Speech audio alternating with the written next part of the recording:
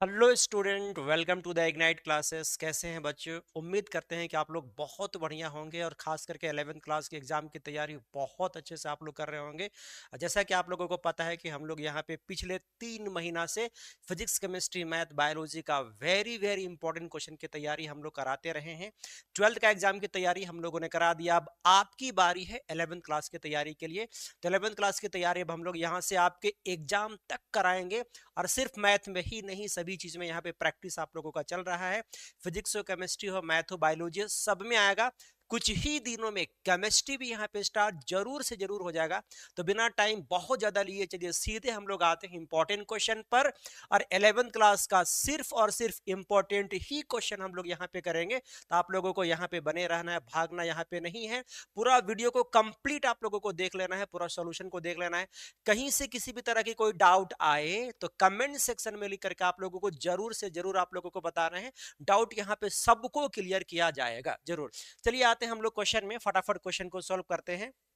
और आज का पहला क्वेश्चन ये है, बोला गया कि which of the following is null set. Null set कौन है ये हम लोगों को बताना है। फटाफट चलिए हम लोग इसको देख लेते हैं। नल सेट कौन है? एक्स मॉड एक्स का वैल्यू अगर 4 है और एक्स नेचुरल नंबर से बिलोंग करेगा तो ये सही है, ऐसा हो सकता है। मतलब कि अगर एक्स का वैल्यू 4 रखेंगे तभी मॉड 4 का वैल्यू 4 के बराबर आएगा, और एक्स का वैल्यू अगर -4 रखेंगे तभी मॉड 4 का वैल्यू -4 ही आएगा। तो ये नल सेट नहीं हो सकता, ये सही है। अच्छा, x square plus 2x plus 1 equal to 0 होना, अगर ये पॉसिबल है, एक्स अगर यहां से, जहां पे एक्स इसने कहा कि एक्स बिलोंग करेगा रियल नंबर से, तो अगर इस क्वाड्रेटिक को सॉल्व करके एक्स का वैल्यू अगर रियल नंबर आता है तो ऐसे कंडीशन में भी हम लोग कहेंगे कि ये सही है, मतलब नल सेट यहाँ पे नहीं होगा। तो ऐसे कंडीशन में बच्चों हम लोग क्या करेंगे, इसका डिस्क्रिमिनांट हम लोग इसका चेक करेंगे। डिस्क्रिमिनांट क्या होता है तो जानते हैं, बी स्क्वायर -4ac को हम लोग डिस्क्रिमिनांट कहते हैं। बी स्क्वायर यानी 2 का स्क्वायर करेंगे 4 आएगा, -4a, a यानी कि यहाँ पे 1 लेंगे और c का वैल्यू भी यहाँ पे 1 ही लेंगे, सिंप्लीफाई करेंगे हम लोग तो 4 - 4 यानी कि 0 आएगा।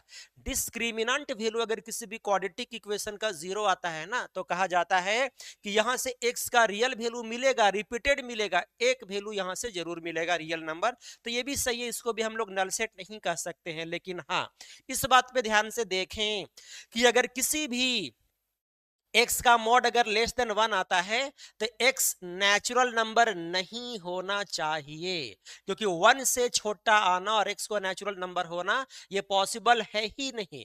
मॉड x का वैल्यू 1 से छोटा आना और x कैसा होना, नेचुरल नंबर होना, ये पॉसिबल है ही नहीं। यहाँ पे देखो, x का वैल्यू नेचुरल नंबर में भी रखेंगे तो सबसे पहला नंबर कौन रखेंगे, 1 रखेंगे। 1 अगर यहाँ पे रखेंगे तो 1 का मॉड 1 आएगा ना, और 1 से छोटा होना पॉसिबल नहीं है। या फिर नेचुरल नंबर हम लोग क्या रखेंगे, 2 रखेंगे, 2 का मॉड 2 ही आएगा, और 2 लेस देन इक्वल टू 1 होना ये भी पॉसिबल नहीं है। तो अगर किसी भी x का मॉड 1 से छोटा हो और x नेचुरल नंबर है तो ये पॉसिबल है ही नहीं, मतलब इसमें कोई एलिमेंट ही नहीं बनेगा। अब जब एलिमेंट ही नहीं बनेगा तो इसमें कोई एलिमेंट में, इसमें इस सेट में कोई एलिमेंट ही नहीं रहेगा। तो ऐसे कंडीशन में इस सेट को हम लोग नल ही सेट कहेंगे। और नल ही सेट का एग्जांपल हमको बताना भी था, तो ऑप्शन सी में फटाफट बच्चों हम लोग टिक लगाया करेंगे। तो ऐसे ही क्वेश्चन आप लोगों को आने का उम्मीद है, घबराना आप लोगों को बिल्कुल नहीं है। बस खाली यहाँ पे बने रह करके आप लोगों को क्लास करना है, इंपॉर्टेंट क्वेश्चन की क्लास खाली हम लोग यहाँ पे करा रहे हैं बस। अब यहाँ पे देखो, बढ़ते सीधे हम लोग नेक्स्ट क्वेश्चन की तरफ। यहाँ पे ढंग से देखना, अगला क्वेश्चन क्या बोला गया बच्चा, अगला क्वेश्चन बोला गया कि विच ऑफ द फॉलोइंग, अच्छा नल सेट तो हो गया ना, सीधे हम लोग बढ़ते हैं नेक्स्ट वाले क्वेश्चन में। नेक्स्ट वाले क्वेश्चन में कहा गया है कि the number of non empty subset of the set, बोला गया कि इस सेट का जितना सबसेट बनेगा उन सेटों का काउंटिंग करना है। लेकिन कैसा सेट होना चाहिए, हर एक सेट में एलिमेंट कुछ ना कुछ रहना चाहिए, नल सेट को हम लोग काउंट नहीं करेंगे। तो एक बात और यहाँ पे देखना, ढंग से यहाँ पे देखना, किसी भी सेट में जो टोटल सबसेट होते हैं ना, वो ये होते हैं, टोटल नंबर ऑफ सबसेट इसको कहते हैं। किसी सेट में जितना एलिमेंट रहेगा 2 टू दी पावर उतना ही हम लोग जब करके काउंट करेंगे ना, तो उसको कहेंगे नंबर ऑफ सबसेट। ढंग से यहाँ पे देखना, बात को गौर से समझना। तो 2 to the power number of element यहाँ पे 4 है, तो हम लोग यहाँ पे 4 करेंगे, सिंप्लीफाई करेंगे तो 16 आ जाएगा। तो ये है नंबर ऑफ सबसेट। अब जरा ध्यान से देखना कि नंबर ऑफ सबसेट में एक सेट नल सेट भी होता है। तो यहाँ पे नंबर ऑफ सबसेट तो 16 है, लेकिन इस वाले नंबर ऑफ सबसेट में एक सेट ऐसा भी है जो नल सेट है। तो ऐसे वाली कंडीशन में नल सेट को हम लोग यहां से माइनस करेंगे तो 15 आएगा। तो ये है टोटल वैसा सबसेट जिसमें नल सेट नहीं होगा। तो ऐसे कंडीशन में आंसर हम लोग इसका देंगे सी। सी हम लोगों का बिल्कुल सही चॉइस होगा। तो दिक्कत यहां तक कहीं भी किसी भी तरह की प्रॉब्लम अगर आपके साथ आने हैं तो घबराने आपको नहीं है, बताना है, डाउट आप लोगों को क्रिएट करना है कहीं भी प्रॉब्लम अगर आए तो। बच्चा सीधे हम लोग बढ़ते हैं नेक्स्ट वाले क्वेश्चन की तरफ। अगला क्वेश्चन हम लोगों का ये है, बोला गया कि the value of tan 22.5 degree, the value of tan 22.5 degree की वैल्यू हम लोगों को निकालना है। चलो इसका वैल्यू निकाल करके देख लेते हैं कैसे आएगा। सिंपल यहाँ पे एक फार्मूला हम लोग ट्रिग्नोमेट्री का देखेंगे। बिना ट्रिग्नोमेट्री का ये फार्मूला किए बिना ये क्वेश्चन ऐसा नहीं बनेगा।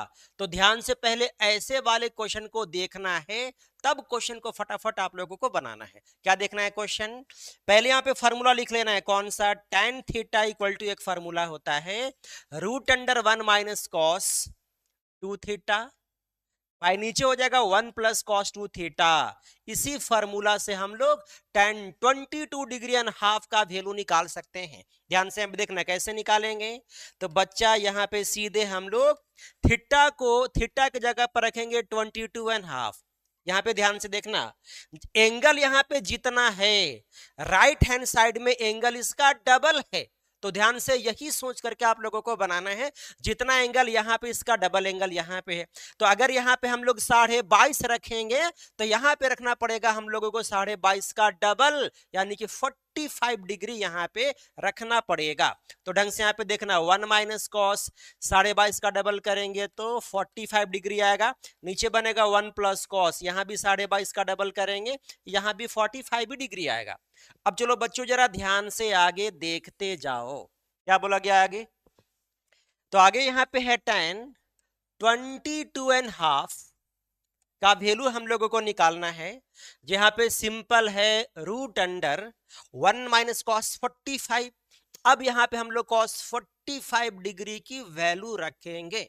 45 डिग्री tan कॉस 45 डिग्री का वैल्यू क्या होता है, तो 1/√2 होता है। नीचे 1 प्लस, यहाँ भी cos 45 डिग्री का यहाँ भी वैल्यू कितना होगा, तो यहाँ भी 1/√2 ही होगा। तो बच्चों यहाँ पे लिख लो 1/√2। अब जरा ध्यान से और देखना, तो ये बनेगा √2 हम लोग यहाँ से एलसीएम लेंगे तो √2 1 से मल्टीप्लाई होकर के यहाँ पे बनेगा √2 और ऊपर रहेगा साथ में 1। डिनोमिनेटर में नीचे भी आएगा √2 + 1 और साथ में यहाँ भी नीचे रहेगा √2। सिंप्लीफाई करेंगे तो इसको, फिर यहाँ पे देखो √2 यहाँ पे एलसीएम, ये √2 यहाँ पे कैंसिल होगा। जैसे ही यहाँ पे बच्चा कैंसिल होगा वैसे ही ध्यान से देखना यहाँ पे क्या बचेगा। तो ऊपर बचेगा सीधे यहाँ पे √, ऊपर बचेगा √2 - 1 और नीचे बचेगा √2 + 1। नीचे यहाँ पे आएगा √2 + 1। अब यहाँ से और हम लोग इसको सिंप्लीफाई करने के लिए हम लोग यहाँ पे क्या करेंगे, ध्यान से गौर से देखना सभी लोग। सिंप्लीफाई करने के लिए हम लोग यहाँ पे रैशनलाइज करेंगे तो ये सीधे मिलेगा,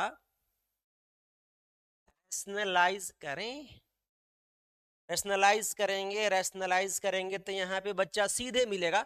ऊपर तो यहाँ पे हो जाएगा √2, ऊपर तो यहाँ पे आएगा √2 - 1 से मल्टीप्लाई करेंगे और √2 - 1 से हम लोग यहाँ पे डिवाइड भी करेंगे। अब इसको अगेन हम लोग सिंप्लीफाई करेंगे तो ये सीधे मिलेगा √, ऊपर हो जाएगा √2 - 1 का सीधे होल स्क्वायर और नीचे देखो तो क्या आएगा, नीचे a + b इंटू यहाँ पे क्या करेंगे हम लोग a - b करेंगे। तो बच्चा अगर a + b और a - b हम लोग यहाँ पे करेंगे तो ये करना होगा a स्क्वायर यानी कि 2 और b स्क्वायर यानी कि यहाँ पे 1 करना होगा। अब ध्यान से जरा और देखना, तो ये बनेगा √, एक काम तो और यहाँ पे कर ही सकते हैं ना, ये वाला काम और फटाफट यहाँ पे करते हैं। ए स्क्वायर से रूट कैंसिल करेंगे तो ऊपर बचेगा √2 - 1 और नीचे 2 - 1 करेंगे तो आएगा 1। तो सीधे इसका आंसर हो जाएगा √2 - 1। तो √2 - 1 ही इसका हम लोग फाइनल आंसर करेंगे। यानी कि √2 - 1, यानी कि ऑप्शन ए में हम लोग खटाक से टिक लगाएंगे, है कि नहीं? है ना आसान क्वेश्चन? झारखंड बोर्ड में ऐसे ही आसान क्वेश्चन आते हैं, डरना नहीं है, हिम्मत के साथ आप लोगों को तैयारी करना है, मेहनत के साथ तैयारी करना है। ऐसे ही क्वेश्चन आते, अगर आप लोगों ने बहुत प्रैक्टिस 1 साल तक नहीं भी किया होगा ना, तो भी आप लोगों का काम चल जाएगा। अगर आप लोगों ने सिर्फ इंपॉर्टेंट क्वेश्चन यहाँ का दिया हुआ सॉल्व करके अगर आप लोग जाते हो, तो भी आप लोगों का एग्जाम की तैयारी फटाफट यहाँ से मतलब तैयार आप लोग का हो जाएगा। बच्चे सीधे हम लोग आते हैं, बिना बहुत ज्यादा टाइम लिए सीधे आते हैं नेक्स्ट वाले क्वेश्चन में।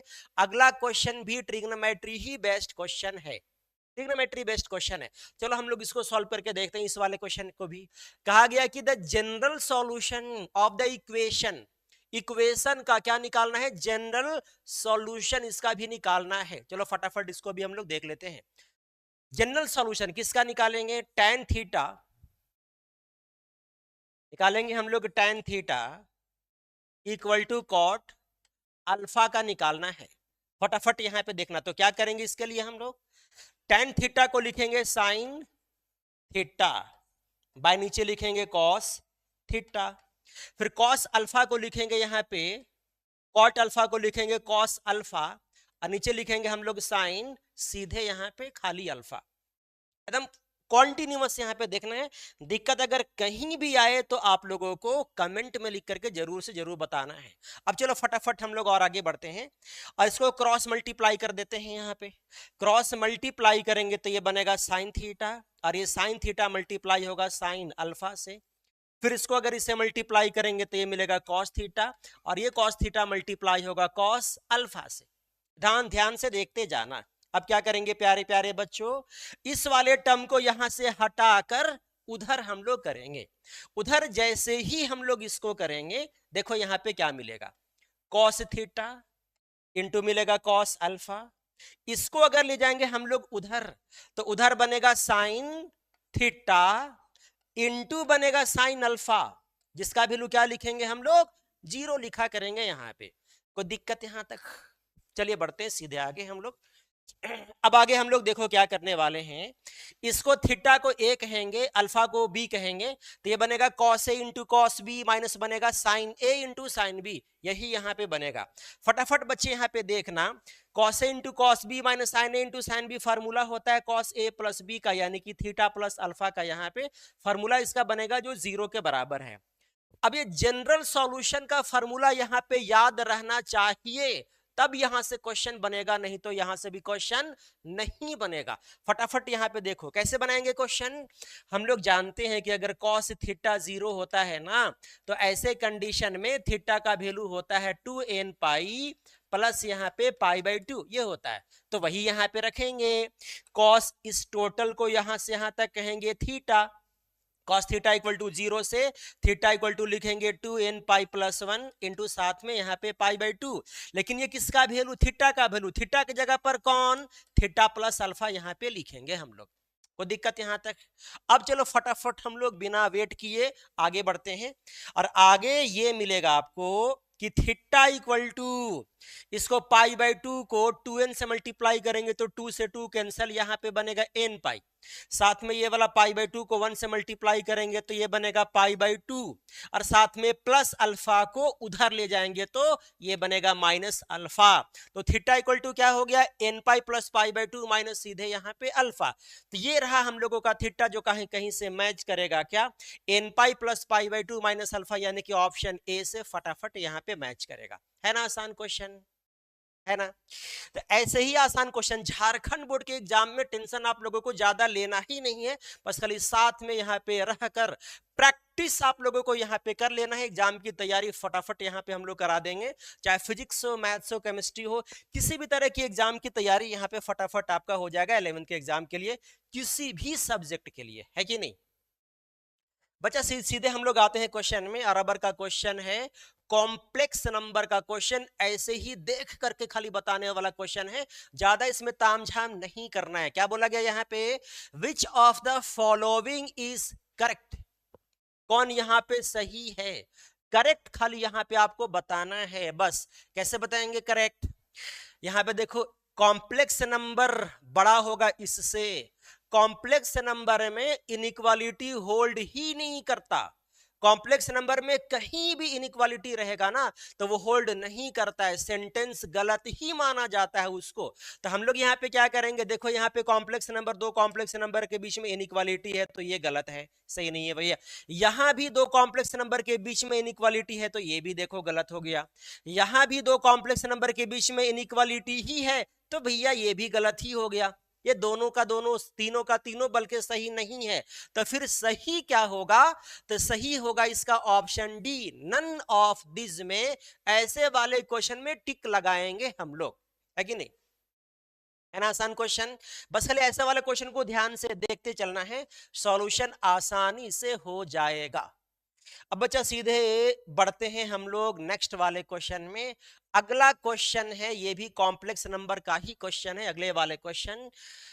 और ये क्वेश्चन को बनाने से पहले थोड़ा सा आप लोगों को बता दें कि 11th क्लास का एग्जाम हो सकता है कि 5 तारीख को 11th क्लास का एग्जाम नहीं भी हो पाए, हो सकता है कि डेट भी कैंसिल हो जाए। तो अगर डेट कैंसिल हो जाएगा तो और भी ज्यादा आप लोगों को यहाँ पे तैयारी करने का मौका मिलेगा और भी अच्छे से आप लोगों को प्रिपेयर्ड होने का मौका मिलेगा। तो घबराना नहीं है, डेट अगर कैंसिल भी होगा तो इसका मतलब ये नहीं कि बहुत आगे का डेट जाएगा। हो सकता है कि 12th का एग्जाम जो आप लोगों का कैंसिल हुआ है, 12th का एग्जाम का इंग्लिश का पेपर और साथ में 10th का पेपर जो हम लोगों का कैंसिल हुआ है ना, तो हो सकता है कि ये पेपर आपके 11th वाले एग्जाम के टाइम में ही अगर दे देगा तो ऐसे वाले कंडीशन में आपका एग्जाम कैंसिल होने का चांस बन सकता है, लेकिन ये होना कोई जरूरी नहीं भी है। बच्चा सीधे हम लोग आते हैं नेक्स्ट वाले क्वेश्चन में। अगला क्वेश्चन देखो यहाँ पे क्या दिया गया। नेक्स्ट क्वेश्चन है कि z is any non zero complex number then z plus argument of z plus argument of z bar is equal to. ध्यान से यहाँ पे देखना, बोला गया कि z का आर्गुमेंट और z बार का आर्गुमेंट को ऐड करेंगे तो बताना है कि इन चारों में से किसके बराबर आएगा। चलो फटाफट यहाँ पे इसको देख लेते हैं किसके बराबर आएगा। मान लो कि यहाँ पे कोई कॉम्प्लेक्स नंबर z है तो x एक्सिस का मिरर इमेज ही z बार होता है, तो यहाँ पे z बार है। अब जरा ध्यान से देखना, इसको ओरिजिन से अगर मिला देंगे तो इस एंगल को कहेंगे z का आर्गुमेंट, और इसको भी अगर ओरिजिन से मिला देंगे तो इस एंगल को कहेंगे z बार का आर्गुमेंट, जो इसको कहेंगे फोर्थ क्वाड्रेंट में होने की वजह से माइनस यहाँ पे थीटा रहेगा। कोई दिक्कत यहां तक? तो z का आर्गुमेंट थीटा और z बार का आर्गुमेंट माइनस थीटा, तो भैया यहाँ पे अगर दोनों को ऐड करेंगे, थीटा और साथ में माइनस थीटा को ऐड करेंगे तो जीरो ही ना आएगा। तो सिंपल यहाँ पे क्या लिखेंगे हम लोग, z का आर्गुमेंट और z बार का आर्गुमेंट का एडिशन जीरो के ही बराबर आएगा। यानी कि ऑप्शन हम लोग ये में फटाफट यहाँ पे टिक लगाएंगे। उम्मीद है इजीली आप लोगों को समझ में आ गया होगा। अब चलिए बच्चा हम लोग बढ़ते हैं सीधे नेक्स्ट वाले क्वेश्चन में। अगले क्वेश्चन में हम लोग बढ़ते हैं, है ना, आसान क्वेश्चन। ऐसे ही तो कॉम्प्लेक्स नंबर के क्वेश्चन आते हैं, बस खाली ध्यान से आप लोगों को, ध्यान से खाली आप लोगों को पढ़ाई करना है। कॉम्प्लेक्स नंबर हो या किसी भी तरह का 11th क्लास का चैप्टर हो, तैयारी यहाँ पे धुआंधार तरीके से आप लोगों को हो जाएगा। और जो बच्चा हल्का फुल्का पढ़ाई किया होगा ना, उसकी तैयारी और भी यहाँ पे जबरदस्त हो जाएगा, है कि नहीं। चलिए बच्चा नेक्स्ट क्वेश्चन आपसे ये पूछा है ना कि z का इमेजनरी, z का imaginary of z is equal to, z का इमेजनरी किसके बराबर होता है। तो सिंपल से भैया z, ध्यान से यहाँ पे देखना है, z और साथ में z बार का एडिशन को अगर 2 से मल्टीप्लाई करते हैं ना तो इमेजनरी पार्ट ऑफ z के बराबर आता है। देखो कैसे और क्यों आता है, बड़ा आसान है एकदम। 1/2 z को हम लोग लिख सकते हैं x प्लस आई वाई, तो z बार को लिखेंगे x माइनस आई वाई। ओ सॉरी, एडिशन ही सब्ट्रैक्शन ना, सब्ट्रैक्शन, z और z बार के सब्ट्रैक्शन को हम लोग कहेंगे इमेजिनरी पार्ट ऑफ z, ये कहेंगे हम लोग। फिर यहाँ पे देखना भैया 1/2 है, अब यहाँ पे क्या करेंगे, माइनस अगर यहाँ पे आ गया तो x प्लस यहाँ पे आई वाई प्लस में तो है, लेकिन ब्रैकेट को यहाँ पे अगर हटाएंगे तो ऐसे वाले कंडीशन में x नेगेटिव में होगा और ये वाला वैल्यू आई वाई पॉजिटिव में हो जाएगा। अब जरा ध्यान से फटाफट और यहाँ पे देखना, अब ये माइनस एक्स से प्लस एक्स यहाँ पे कैंसल, अब सीधे हम लोग यहाँ पे आएंगे 1/2, सीधे 1/2 और आई वाई दोनों को ऐड करेंगे तो 2iy यहाँ पे हो जाएगा, जहां पे 2 से 2 कैंसिल करेंगे तो सिर्फ iy के बराबर आएगा। तो इसको इमेजिनरी पार्ट ऑफ जेड ही ना कहेंगे, iy को क्या कहेंगे, इमेजिनरी पार्ट ऑफ जेड। तो इमेजिनरी पार्ट ऑफ जेड किसके बराबर होगा, तो 1/2 इंटू जेड बार के बराबर होगा। सीधे हम लोग ऑप्शन लगाएंगे बी के साथ, है ना। तो ऐसा 11th क्लास का क्वेश्चन भी है। 11th क्लास के क्वेश्चन में, खास करके बोर्ड लेवल के क्वेश्चन में, आपको घबराना ही नहीं है, टेंशन ही आपको ज्यादा नहीं लेना है। बस खाली आराम आराम से प्रैक्टिस 10 दिन भी कर करके एग्जाम में अगर जाओगे ना, तो भी आपका एग्जाम का कंडीशन बुरा नहीं होगा। बच्चा सीधे हम लोग आते सीक्वेंस एंड सीरीज वाले क्वेश्चन में। सीक्वेंस एंड सीरीज क्या कहता है, कहता है कि ये a to the power n plus 1 b to the power n plus 1 by a to the power n plus b to the power b to the power n bn arithmetic mean of a and b then n is equal to, क्या कहा, कह दिया कि a और b के बीच में arithmetic mean अगर निकालेंगे तो इतना आएगा। तो ऐसे कंडीशन में आपसे पूछा गया कि बताइए n का वैल्यू क्या होगा। अब ढंग से यहाँ पे देखना, अगर यहाँ पे a और b के बीच में अर्थमेटिक मीन के बारे में बात करेंगे तो a प्लस बी बाई 2 होगा, यही होगा। और अगर इन दोनों नंबर का अर्थमेटिक मीन अगर इतना है और अर्थमेटिक मीन अगर इतना आता है, तो इसका मतलब ये वाला वैल्यू इसके बराबर होना चाहिए। अब ये वाला वैल्यू इसके बराबर होने के लिए n का वैल्यू हम लोगों को ढूंढना है, और बड़ा आसानी से n का वैल्यू आ जाएगा। देखो कैसे आएगा, हम लोग हिट एंड ट्रायल मेथड यहाँ पे यूज करेंगे कि अगर a to the power n plus 1 है तो n का वैल्यू 0 लेंगे। n का वैल्यू 0 लेंगे तो 0 प्लस 1 यहाँ पे 1 ही हो जाएगा, और यहाँ भी n का वैल्यू 0 लेंगे तो 0 प्लस 1 यहाँ भी 1 ही होगा, और यहाँ भी n का वैल्यू 0 लेंगे तो a टू दी पावर 0 हो जाएगा, और यहाँ पे b टू दी पावर 0 हो जाएगा। तो ऊपर तो a प्लस b, नीचे किसी भी नंबर का पावर 0 वैल्यू 1 होता है, और यहाँ भी किसी नंबर का पावर 0 करेंगे वैल्यू 1 होगा। 1 1 दोनों को ऐड करेंगे तो 2 आएगा। तो इतना तब ही ना आएगा जब n का वैल्यू हम लोग यहाँ पे 0 लेंगे। तो यही से यहां से आंसर भी निकालना है कि इन दोनों नंबर का अर्थमेटिक मीन अगर इतना आना है, इसको अगर इतना आना है, तो n का वैल्यू कितना होना है, सीधे n का वैल्यू 0 होना है। यानी कि ऑप्शन हम लोग यहाँ पे 0 होने के लिए, 0 होने के लिए नहीं है क्या, ऑप्शन ए में भी 0 नहीं है, बी में भी 0 नहीं है, और साथ में सी में भी 0 नहीं है, तो नन ऑफ दीज ही हम लोग ऑप्शन पे टिक लगाएंगे। n का वैल्यू यहाँ पे 0 होना चाहिए, है ना सन। तो ऐसे वाले क्वेश्चन एग्जाम में, मतलब ऐसे वाले क्वेश्चन किताबों में भी मिलते रहते हैं। प्रैक्टिस खाली आपको करना है, प्रैक्टिस करके आपको जाना है, और फटाफट क्वेश्चन आप लोगों को बना करके आना है।